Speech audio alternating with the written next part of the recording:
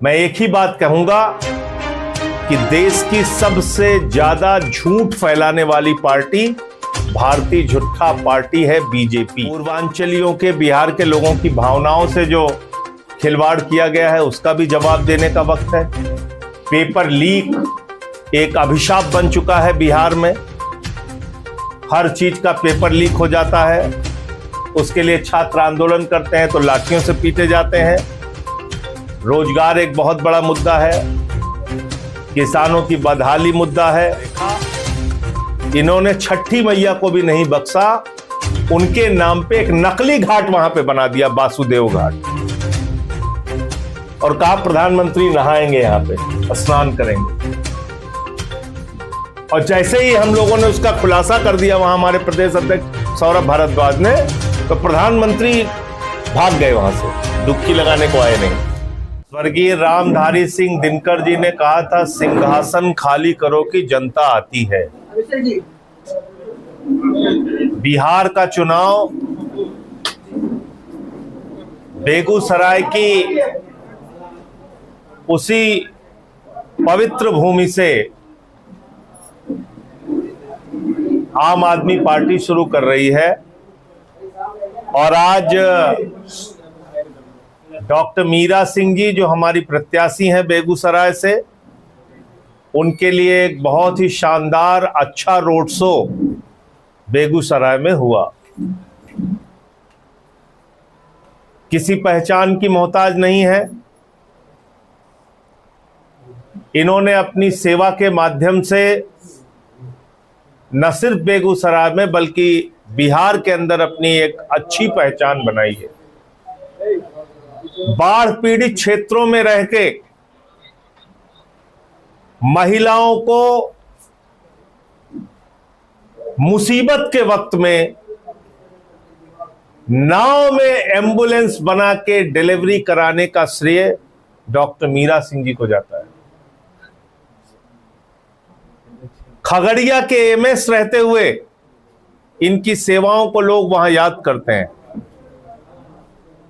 जब देश में आपदाएं आई, चाहे भुज का भूकंप हो, कोरोना हो, कोई भी मुसीबत देश के ऊपर पड़ी, बिहार के ऊपर पड़ी, बढ़ चढ़कर इन्होंने उसमें हिस्सा लिया। तो आम आदमी पार्टी ने इनको अपना उम्मीदवार बनाया है। मैं यहां की जनता से हाथ जोड़कर विनती करता हूं, आप लोग कहते हैं राजनीति में अच्छे लोग आने चाहिए, ऐसे एक सुयोग्य प्रत्याशी को हमने बेगूसराय से उतारा है। और बेगूसराय वैसे भी क्रांतिकारियों की धरती रही है। यहाँ पे बहुत समय तक लोगों ने एक कम्युनिस्ट विचारधारा का साथ दिया है, उनको वोट किया है, तो परिवर्तन के लिए धरती जानी जाती है। तो यहाँ पर परिवर्तन करें और डॉक्टर मीरा सिंह जी को जिताएं, मैं यहाँ के लोगों से अपील करता हूँ। दूसरे हमारे प्रत्याशी बजबाड़ा से अविनाश कुमार जी और बेलदौर से राहुल कुमार जी हैं आपके सामने ही, तो इनके लिए भी मैं अपील कर रहा हूं जनता से कि वोट करें हमारे साथ। हमारे प्रभारी बिहार के अजय यादव जी, हमारे प्रदेश अध्यक्ष राकेश यादव जी और मनोज जी, हमारे युवा टीम के प्रदेश अध्यक्ष जी, सब लोग मौजूद हैं। ये चुनाव कई मायनों में महत्वपूर्ण है। एक तो ये कि आज की तारीख में चुनाव के ठीक पहले फिर से भारतीय जनता पार्टी झूठ का पुलिंदा लेके बिहार पहुंच गई है, और ये हर चुनाव में इनका एक चलन हो गया है। देश का चुनाव होगा, प्रधानमंत्री कहेंगे 2 करोड़ नौकरी हर साल देंगे, बाद में कहेंगे जुमला था। 2022 तक सबको पक्का मकान मिल जाएगा 15 अगस्त तक, बाद में कहेंगे जुमला था। अरे 15-15 लाख आपके खाते में आएगा, लाखों करोड़ रुपए काले धन आएंगे, बाद में पता चलेगा काला धन 3 गुना 4 गुना बढ़ गया। हम जहां झुग्गी है वहीं मकान देंगे। बिहार के लोगों चिंता मत करना, 6 महीने से सिर्फ बिहार के लोगों को उजाड़ा जा रहा है। दिल्ली में जाकर देख लीजिए, उनके दुकानों को, उनके मकानों को, उनकी झुग्गियों को 50-50 साल से जो बिहार यूपी का व्यक्ति पूर्वांचल का जाके मेहनत करके, परिश्रम करके अपना छोटा सा घर बनाया हुआ था, दुकान बनाया हुआ था, उसको बीजेपी वाले तहस नहस कर रहे हैं, बुलडोजर के नीचे कुचल रहे हैं और यहां आके बड़ी बड़ी बातें कर रहे हैं। दिल्ली से आई थी मुख्यमंत्री हमारी रेखा गुप्ता जी, कह रही थी बिहार गरीबी में है, लोग यहां से पलायन कर रहे हैं। अरे भैया, यहां पे ट्रंप की सरकार चल रही है क्या? 11 साल से केंद्र में तुम लोग बैठे हो और 20 साल से राज्य में तुम लोग बैठे हो। फिर गरीबी और पलायन की समस्या का समाधान कौन करेगा? भारतीय जनता पार्टी, नरेंद्र मोदी और जेडीयू। आपने समस्या का समाधान नहीं किया, अपने ही पापों को खुद से आके गिना रहे हैं लोग। भारत के प्रधानमंत्री की भाषा सुन के मुझे शर्म आती है। बिहार के युवाओं के बारे में किस तरह की मानसिकता है प्रधानमंत्री की। मोदी जी का जो भतीजा है, जैसा वो पाकिस्तान से क्रिकेट मैच करवाएगा, हजारों करोड़ रुपए का व्यापार करेगा, और जो बिहार का नौजवान है उसको प्रधानमंत्री कह रहे हैं रील से तुमको रोजगार दे दिया। तुम तो खाली 24 घंटे रील बनाते रहो, तुमको रोजगार मिल गया। यूपी में चुनाव प्रचार करने गए थे, यूपी के नौजवानों से कहा चिंता मत करना नौजवानों, यूपी वालों तुम्हारे लिए बहुत अच्छी योजना हमारे पास है। नौजवानों ने पूछा क्या? बोले गोबर से तुमको रोजगार देंगे। यह है यूपी बिहार के नौजवानों के प्रति देश के प्रधानमंत्री की भावना। एक राज्य के नौजवानों को गोबर से रोजगार के लायक समझते हैं, दूसरे राज्य के नौजवान को रील से रोजगार लायक समझते हैं और अपने दोस्तों को लाखों करोड़ रुपए कमाते हैं। हिंदुस्तान के लोगों की गाढ़ी कमाई का पैसा 33,000 करोड़ रुपए LIC का उठा के अडानी को दे दिया। लाखों करोड़ की संपत्ति, कोयला हो, गैस हो, बिजली हो, पानी हो, सड़क हो, एयरपोर्ट हो, समुद्री तट हो, सब उठा के दे दिया अडानी को।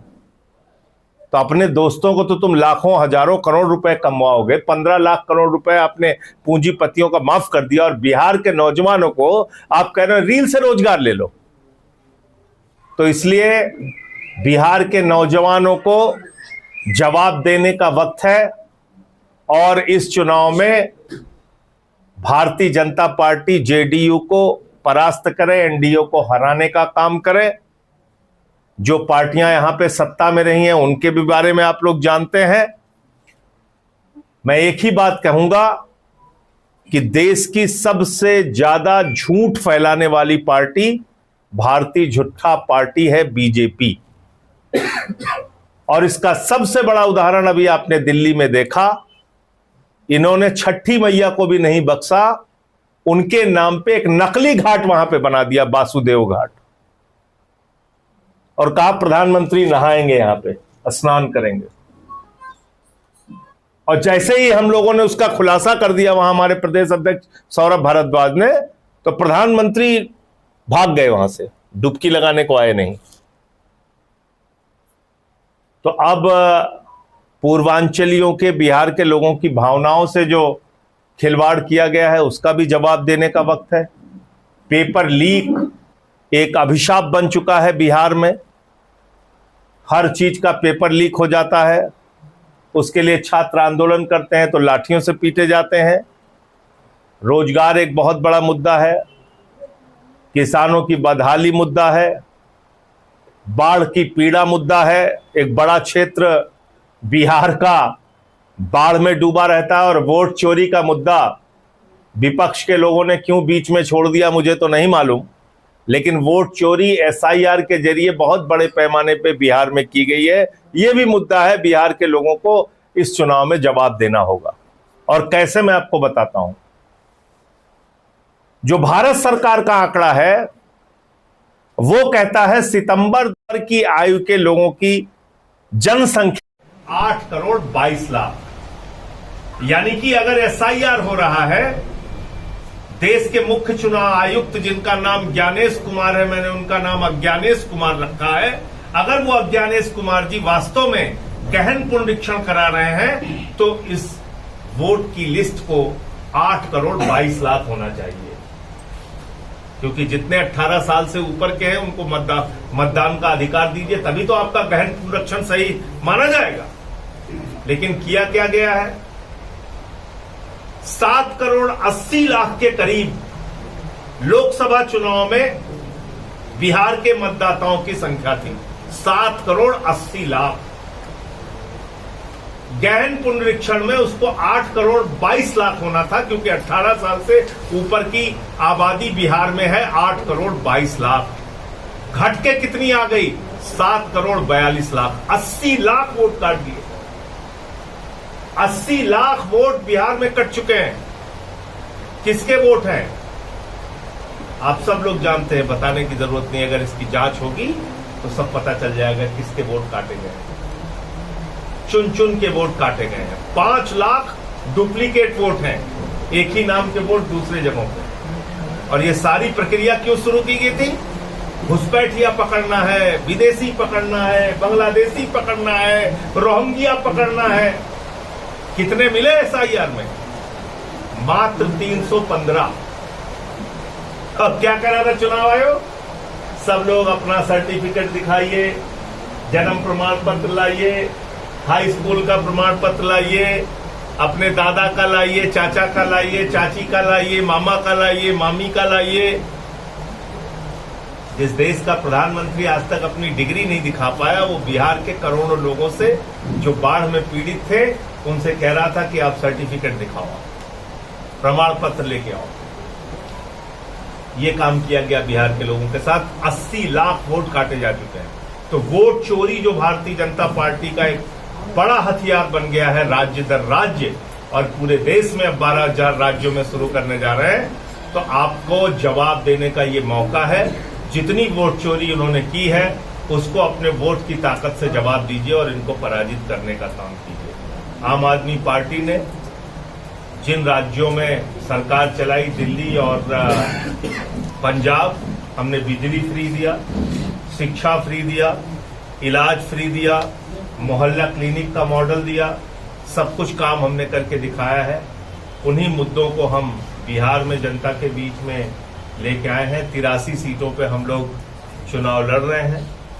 एक सवाल आपके मन में ये उठ सकता है कि भाई हम कोई सभी सीटों पे तो चुनाव नहीं लड़ रहे हैं, लेकिन आपको एक ही बात का भरोसा दिलाना चाहता हूं कि गुजरात में हमारे 5 विधायक हैं, वो जनता के लिए कैसे लड़ाई लड़ते हैं, ये पूरे देश के लिए उदाहरण है।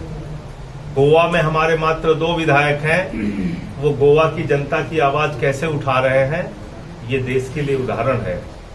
और कश्मीर में हमारा सिर्फ 1 विधायक है, मेहराज मलिक, जम्मू कश्मीर में, और वो कैसे लड़ाई लड़ रहा है, उसको जेल भी जाना पड़ा, चैतन्य वसेवा 2 बार जेल गए, वो भी एक उदाहरण है।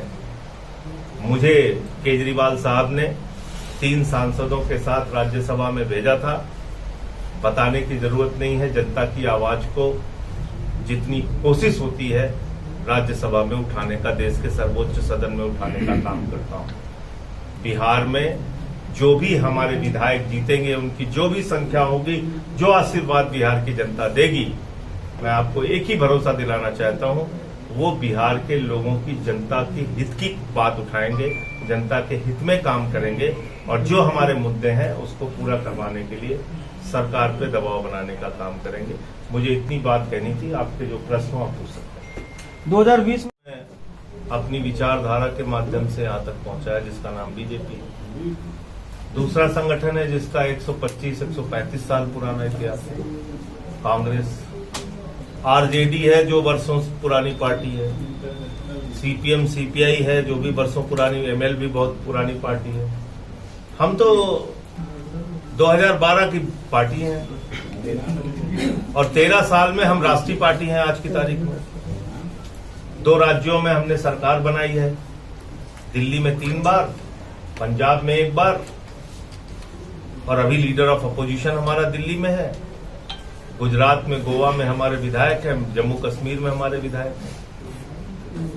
आज की तारीख में आम आदमी पार्टी एक राष्ट्रीय पार्टी है और ये काम केजरीवाल जी के नेतृत्व में कार्यकर्ताओं और जनता के सहयोग से 13 साल में हमने सफल तय किया। हम कोई दावा नहीं कर रहे हैं कि हम एक साथ पूरे देश में अपना विस्तार कर लेंगे, लेकिन हम प्रयास कर रहे हैं। और बिहार में जैसा मैंने आपसे कहा कि हमारी ये शुरुआत है चुनावी राजनीति की, तो चुनावी रण में इस बार हम लोग भी अपने मुद्दे लेके आए हैं।